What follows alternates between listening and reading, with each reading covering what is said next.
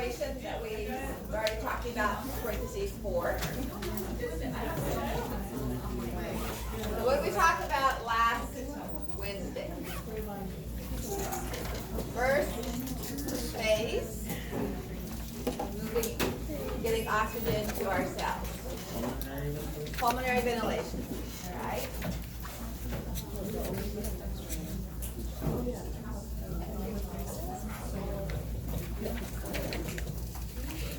So under pulmonary ventilation, which is movement of air into and out of the alveoli, we discussed airflow resistance, right? So what were factors of airflow resistance? Pardon? Distance. Distance? Radius of what?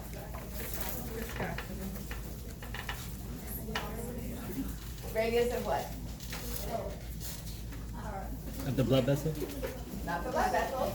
That was important in blood pressure. The airway, period. So whether we're talking about the bronchial,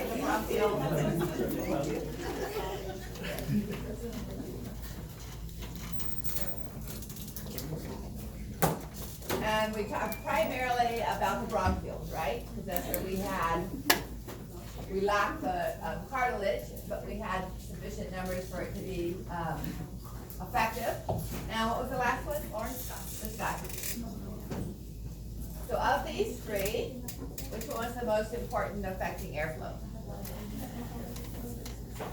Airflow resistance? Airflow resistance. I didn't want to be, sorry.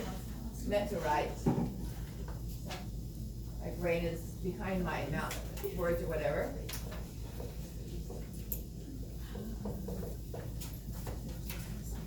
So these all affect resistance, okay? And we talked about two different types of diseases that were affected by changes in the airflow.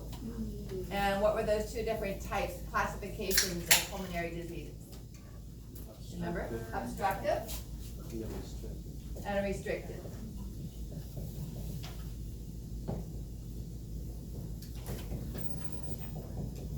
So what would be a pulmonary function test whose change is characteristic of restrictive?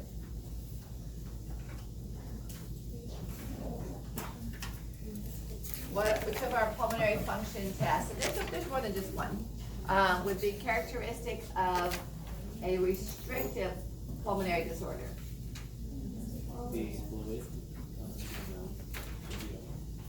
That's not fluid would affect it, that's a type of pulmonary restrictive, but what would it change as far as our pulmonary function test? So if we had pulmonary edema or pneumonia, which of our pulmonary functions would change? Would you expect to see much of a change in tidal volume?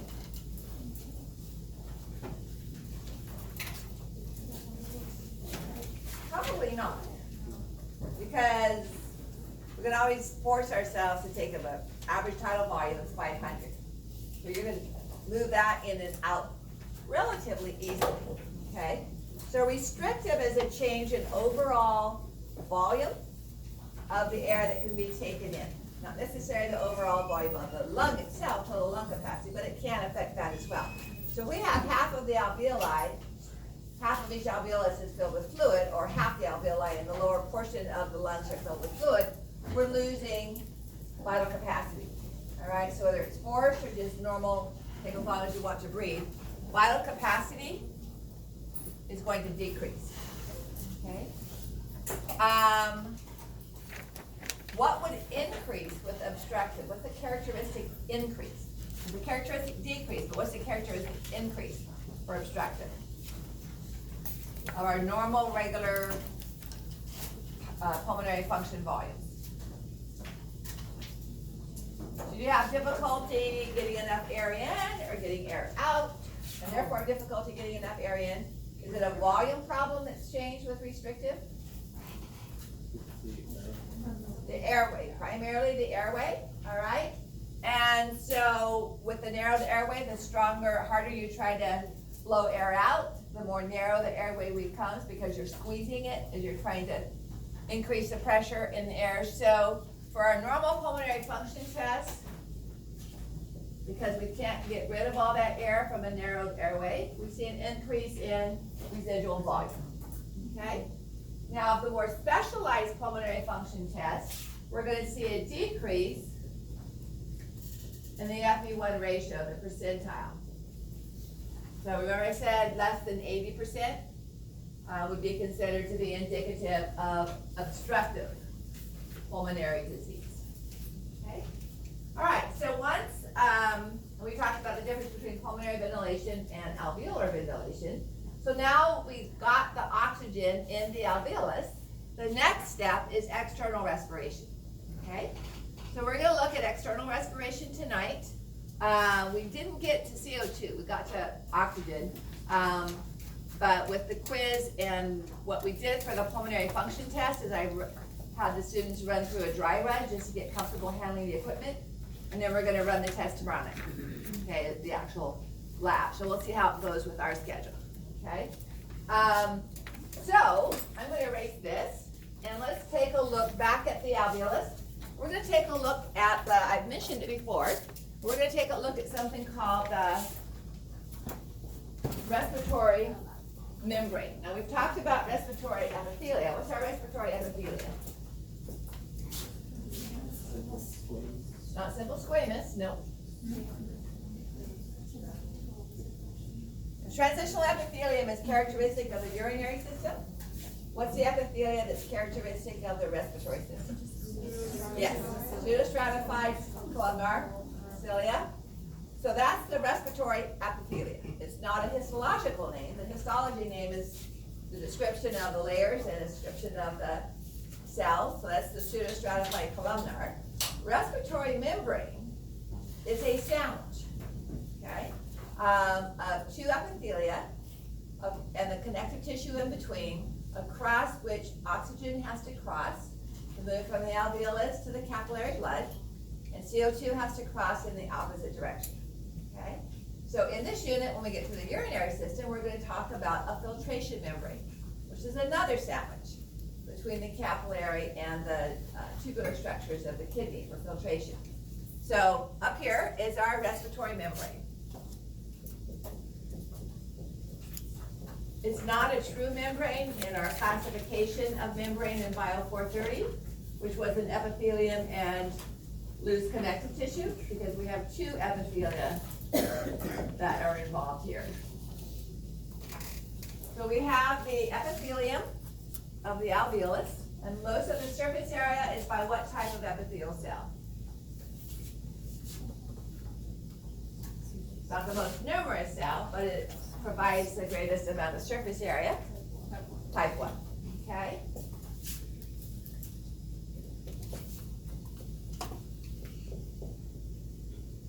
The most numerous would be the type 2, all right, but these are so thin and spread out that they create the diffusion. Then we have the capillary. What's the epithelium of the capillary? Simple squamous, all right? So we're gonna have our capillary here. And it has one or two cells forming the simple squamous epithelia.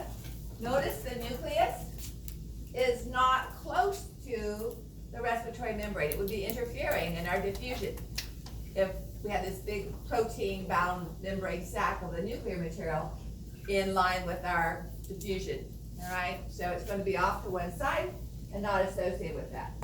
So this is then simple squamous epithelia of the pulmonary capillary.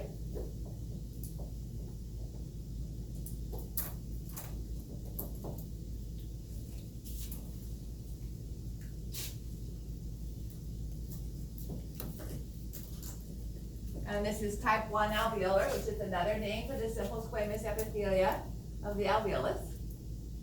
So those are our two slices of bread, all right? The two simple squamous epithelia. And what kind of connective tissue would we have between two epithelia? Loose irregular, dense irregular, dense regular? Loose irregular. Every epithelia is associated with loose irregular. So we're going to have the loose irregular of the type 1 alveolar cell and the loose irregular of the capillary, and that's the filling of our sandwich, okay? So that is our respiratory membrane.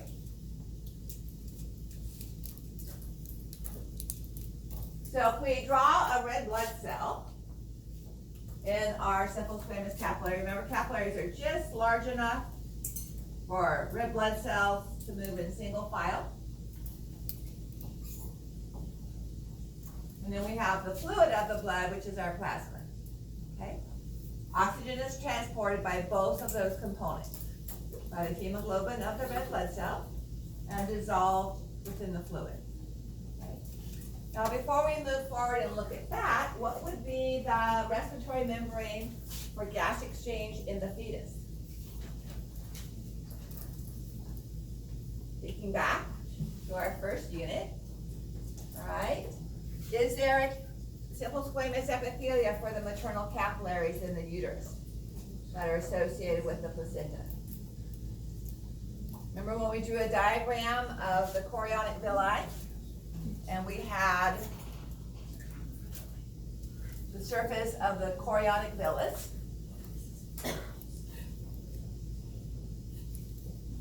was formed by fused cytotrophoblasts. They're basically cuboidal cells, but this is a syncytium, so we're going to have multiple nuclei. So it really doesn't have a name as a capillary, it's just the syncytium of all those fused cells, right? So this is our syncytial trophoblast, in case you've forgotten how to spell it. And on the inner surface, we'll have a few scattered cytotrophoblasts. They're not going to line the entire way. So they don't really create a barrier. Just to remind you that they're there. All right, and then this is all fetal tissue, right? The nuclei here are all fetal diploid cell nuclei 2N.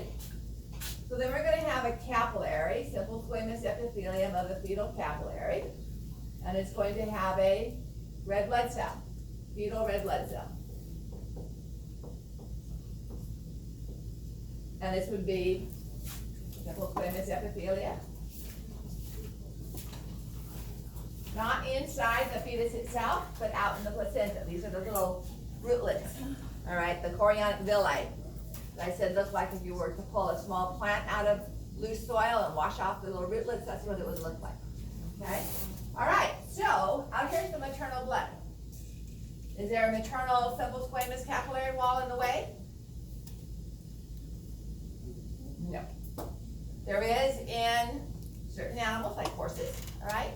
But in guinea pigs and monkeys and humans, it's not. The syncytial trophoblast kind of edges its way in between the simple squamous cells of the capillaries of the vessel walls of the mother, and kind of slide down, ooze down, and line the blood vessels themselves.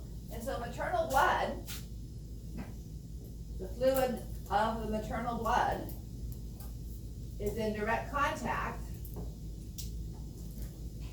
with the chorionic villi. So all of the respiratory membrane is all fetal. We have the syncytial trophoblast, we have the loose irregular connective tissue of the chorion, and then we have the simple squamous epithelium of the fetus. Okay? Where's the mother getting her oxygen? In her own lung systems. Remember, the fetus doesn't have gas exchange in its lungs. So this is not going to be the respiratory membrane for the fetus. The site of gas exchange for the fetus is the placenta. Okay? All right.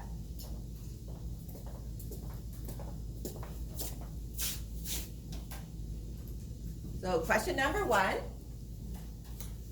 lab lecture quiz 20. I believe it's 20. 19 or 20. Let me check. I've looked at so many different numbers lately.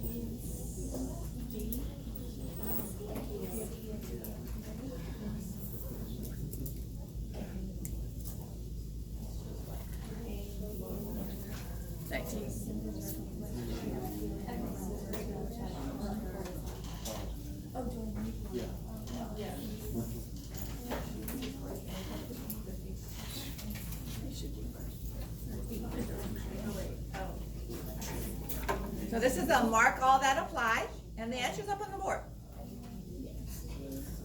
Always easier that way.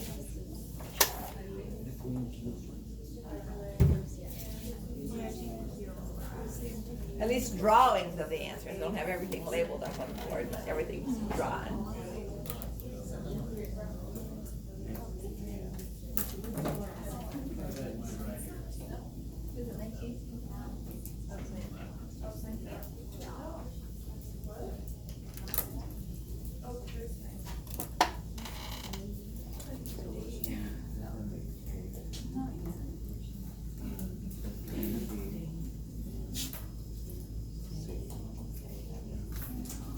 So which of these do you think is going to, as a tissue, is going to be most likely to change to decrease our diffusion rate? To decrease diffusion rate. So what are some of the factors that affect diffusion rate from Bio 430? I know that was like the second, third week of school. A semester ago. Across the summer break. May I already slip this into one? Just for that.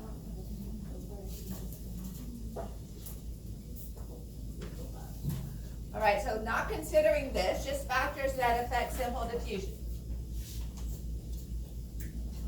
First one that comes to mind? Thank you. Concentration gradient.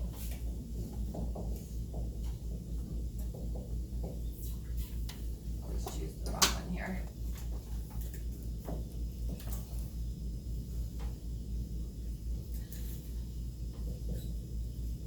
And my symbol for concentration is that, all right? So wherever oxygen is in its highest concentration, it's going to diffuse to where it's in its lowest. And where carbon dioxide is in its highest concentration, it's going to diffuse to where it's lowest, okay? All right, so if we have oxygen in its highest concentration here in the alveoli, and not very much oxygen coming from the tissues over here in the blood. This is a 4 iron ions on hemoglobin that I've drawn there for the crosses. So we've got it going from high concentration to low. What can we change to slow that down? Not that we want to, but what can we change that would slow that down based on what I have up here? Pardon? All right. Are we going to change the epithelia and make that very thick? No. But we can add additional collagen fibers. Okay, that's what happens in pulmonary fibrosis. We start adding additional collagen fibers. What about if we add fluid, either from pneumonia or pulmonary edema? So by adding more collagen fibers or adding additional fluid, what common factor that affects diffusion rate have we changed? Distance. Okay, so the longer the distance, the lower the diffusion rate, because as it moves through, it's going to be spreading apart and therefore getting a lower concentration and less diffusion rate. Okay, so distance. Now, the oxygen has to move between the membrane and move into the blood. So what if it was an ion versus a steroid hormone, which would diffuse more easily across our respiratory membrane? The ion or the steroid hormone? The steroid hormone, because it's soluble, more soluble in the membrane than the ion. So solubility is going to be a factor, all right?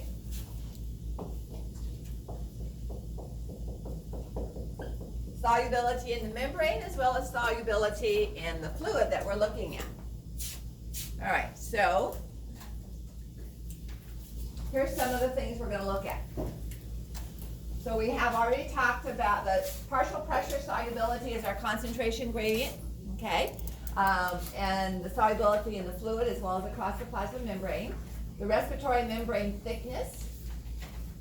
The gas exchange surface area. So what of obstructive pulmonary disease did we mention last week that would decrease surface area? Now, surface area you would think would decrease with restrictive, and it does. Pulmonary edema. We have less free space, but there's an obstructive, a unique obstructive pulmonary disease that decreases surface area. Anybody have an idea? One that we talked about? I'll give you a hint. It has very high compliance, and that's why we have a decrease in surface area. The increase in compliance is due to the loss of surface area. Anybody have an idea of an obstructive pulmonary? That pneumonia is restrictive. Emphysema. Remember we lost alveolar walls? So we get these large alveoli, larger because we've lost the individual alveolar walls, and it collapses more easily. And it would not collapse, it expands as well. That increases our compliance, but that loss of surface area then is going to affect gas exchange. All right? So let's look at some of these factors. So there's a couple of different laws. Dalton's law, we're going to look at partial pressure here. So we're going to step aside from resistance and look at what partial pressure means for a few moments. What was the atmospheric pressure at sea level?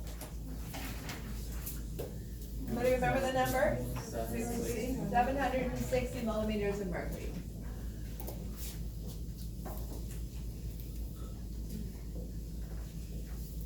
Most of the gas molecules in the mixture of air that provide this force pushing down on the mercury and pushing it up into our vacuum tube is nitrogen, all right? Almost 79% of air is nitrogen.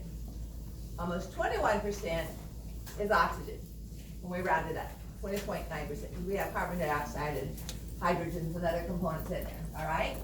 So, 20.9% of this value is oxygen. If we want to find out the atmospheric pressure of oxygen, what part of this mixture, we just multiply 760 by 0.21 or 209, all right? So we take 21% of that. And what we get is that the partial pressure, atmospheric, partial pressure of oxygen, that P stands for partial pressure, okay? Comes out to about 106, 104 to 106, depending on whether you use 20.9 or 21.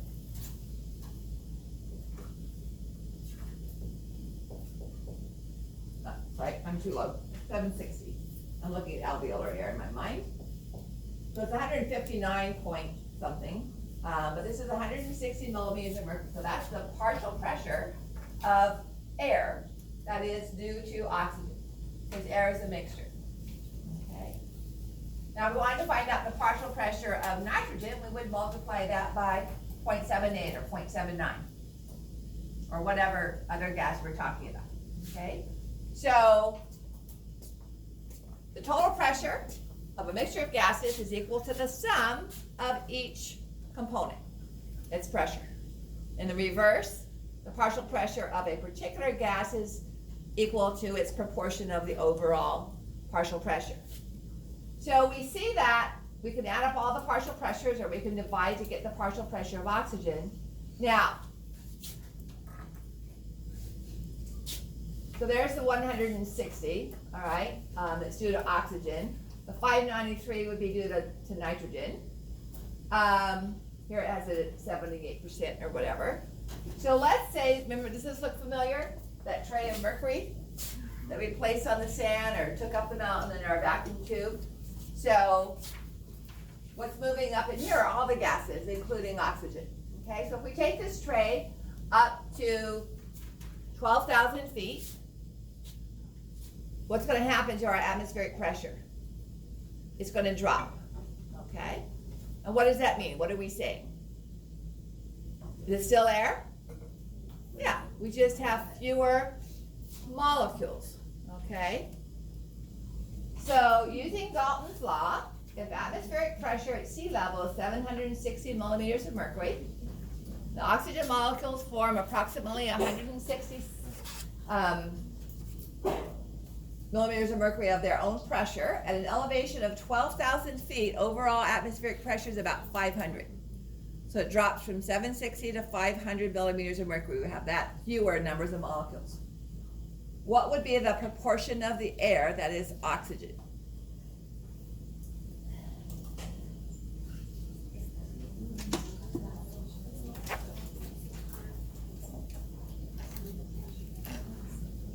So when you breathe in 500 mils of oxygen at 12,000 feet, you're breathing in fewer oxygen molecules, all right? You're breathing in fewer gas molecules, period. Is it still 21% of your overall mixture, or does it change?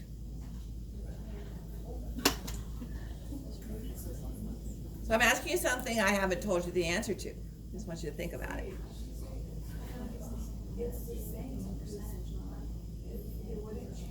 So the mixture proportion doesn't change, whether we go up or whether we go down. On top of Mount Everest, it's still going to be 20.9% of whatever oxygen is there, okay? Which is not very much, but the proportion stays the same.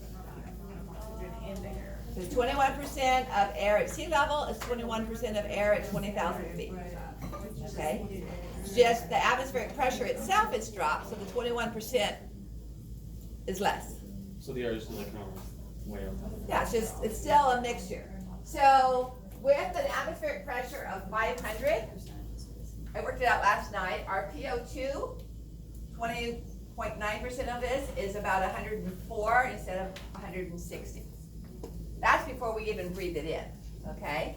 So when we breathe it in, it's probably gonna drop to about 60 or so, okay? But the overall proportion is the same. The mixture is the same no matter whether we go up or whether we go down.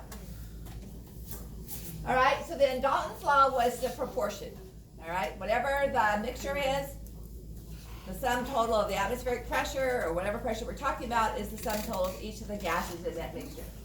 Henry's law talks about solubility. So we're going to look at this more when we talk about transport of oxygen and carbon dioxide, which are transported soluble. Now it's a little bit of an abstract thinking to consider solubility of gases. Now we look at glucose, it's soluble in water, okay?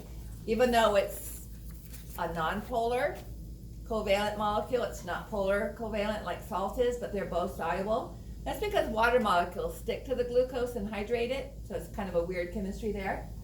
Gases become soluble in a fluid, all right? That means that each gas molecule, carbon dioxide or oxygen, is interspersed amongst the water molecules. Now what happens to that solubility when we add heat to the solution? We take a pot of cold water, we put it on the stove, and we turn the heat up. What happens to the amount of gas that stays soluble in the water? So does solubility increase or decrease when we add the energy of heat? It increases, so we have more gas dissolved in the water. So when you go home, wait till you wake up in the morning, you might be too sleepy to work with fire. So when you turn the heat on under the pot, have you ever seen little bubbles forming on the bottom as they rise? So we're driving the gas out of solution. All right? That's why we take temperature out of the equation, because that's going to affect how much. So the colder the temperature, the less the gas moves around, so it's not going to bump itself against another water molecule. The more energy we add, the more it bumps around and bumps itself out of solution. Okay?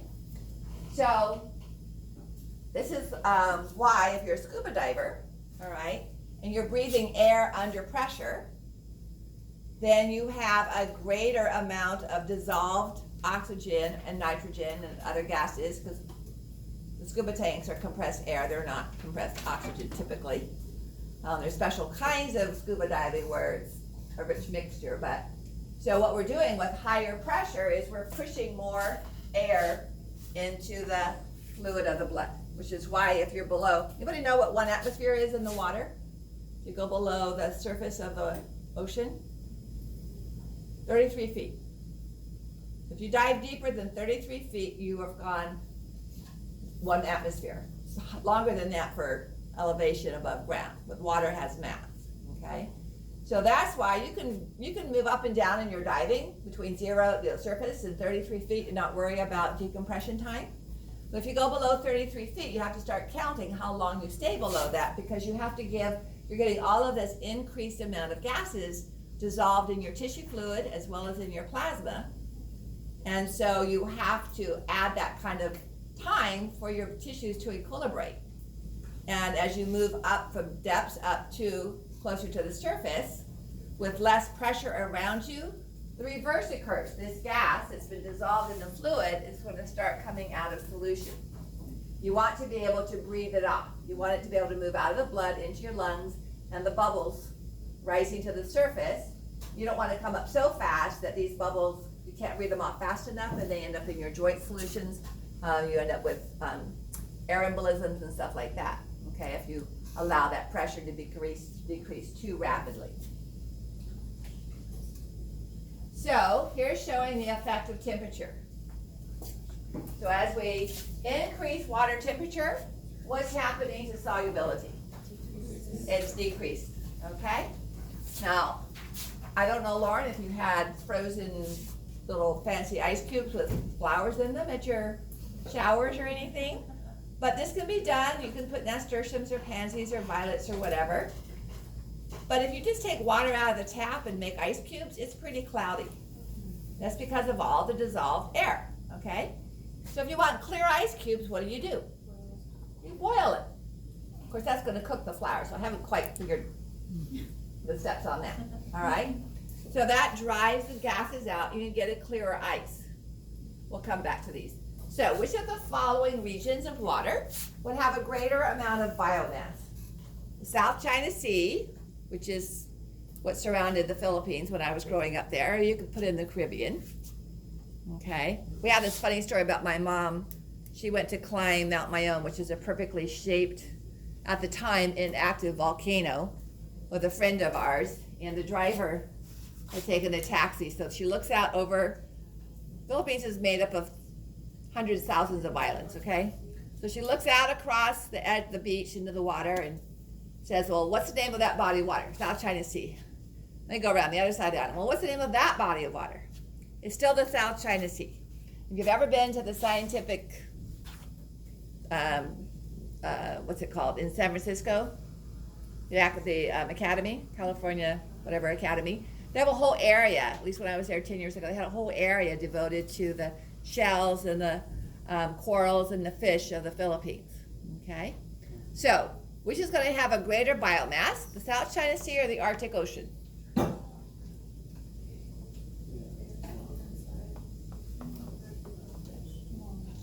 What do you think?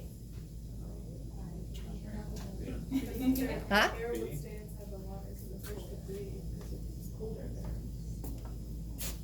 So, biomass, living things, do they need oxygen? They're animals? They need gases? So what happens to the amount of oxygen dissolved in water as it warms up? Decreases. So which is more likely going to have a high amount of oxygen? The cold Arctic. Not very colorful biomass, but the amount of plankton and the small, that's what the whales are living on up there. So it's not, you think of all the bright corals and fish and all of that, but there's a total biomass is higher in the Arctic Ocean because of the amount of oxygen that's dissolved in the colder water, okay? Now this is a fish that has no hemoglobin. We would not be able to live with the amount of oxygen dissolved in our blood if it wasn't bound to hemoglobin. Couldn't carry enough just dissolved in the blood, okay? We carry way more bound to hemoglobin. And we talked about hemoglobin with the cardiovascular system and how fatigued people feel that have low hemoglobin, low numbers of red blood cells. So you can imagine having no hemoglobin at all. You probably wouldn't be able to live. You wouldn't have any metabolic rate. But these fish have no hemoglobin, and so their blood is clear to yellow, kind of a straw plasma color. But they live in cold water. All right, you don't have to know these specific details. but they have some changes in their cardiovascular system and they're not very active. It's not like they're using up, they're not doing calculus every hour of the day. They're not running races. So they're not very active and they live in an environment that's cold and has lots of dissolved oxygen so that they can move quickly with their circulatory plasma through the body, okay? All right, so if we have, what's one thing that can increase the temperature of our blood without going into a sauna, because your body incorporates methods of, you start to sweat and you do all that kind of stuff to lower the body temperature. But what's one thing you can do to increase your body temperature? If you are outside and it's minus 17 degrees, we shiver, we use muscle, we start jumping up and down, okay? So that's going to increase body temperature. And we're gonna see in a little bit later, exercise increases blood, which is gonna decrease the amount of oxygen that can dissolve in the blood. And that's gonna provide more oxygen to the tissues because it's gonna send, the oxygen is gonna be moving as a gas, it's gonna be moving more quickly and coming off the hemoglobin and moving up to the tissues, all right? So we don't have to necessarily freeze our blood to be able to get enough oxygen because we have hemoglobin, we can transport it. All right, so factors that affect respiratory, if we go back to so partial pressure and solubility. One more thing on solubility. Our primary gas in the body, in the air, is carbon dioxide, is nitrogen. That's considered to be inert. Nobody last night knew what inert was, or at least they didn't feel comfortable speaking out. So why is nitrogen or helium, it's another inert gas, what is it about their chemical nature that causes them, what does inert mean in a chemical sense? It doesn't react. It doesn't react. So why doesn't it react? What part of a nucleus does, it forms chemical reactions? The electrons, yeah. So the electrons needed to be accepted or donated to form an electron, a chemical bond. If the atom is stable with the number of electrons it already has, you said that the cloud is full, it doesn't need additional ones, it doesn't have extra ones to give off, it doesn't need extra ones to fill, then it's not going to be chemically interactive, okay? So, nitrogen is chemically inert. So it doesn't, unless you get a lot of it, then you can have nitrogen narcosis, back to another scuba diving component. But it's not going to form chemical reactions with our body, okay? So, we're looking at primarily oxygen and carbon dioxide, and when we look at these numbers that are up here on the board, if you are adequately ventilating your alveoli, the PO2 of 160 in atmospheric air changes to an alveolar PO2 of 104, okay? Now the reason it's that much lower is because we have carbon dioxide diffusing into the alveoli, diluting out our oxygen. That's the primary reason, okay? As our venous blood comes to the heart and is pumped through the capillaries, this is really venous blood as it comes into the lungs, even though it's in our pulmonary arteries. It's come from the systemic veins of the body. So our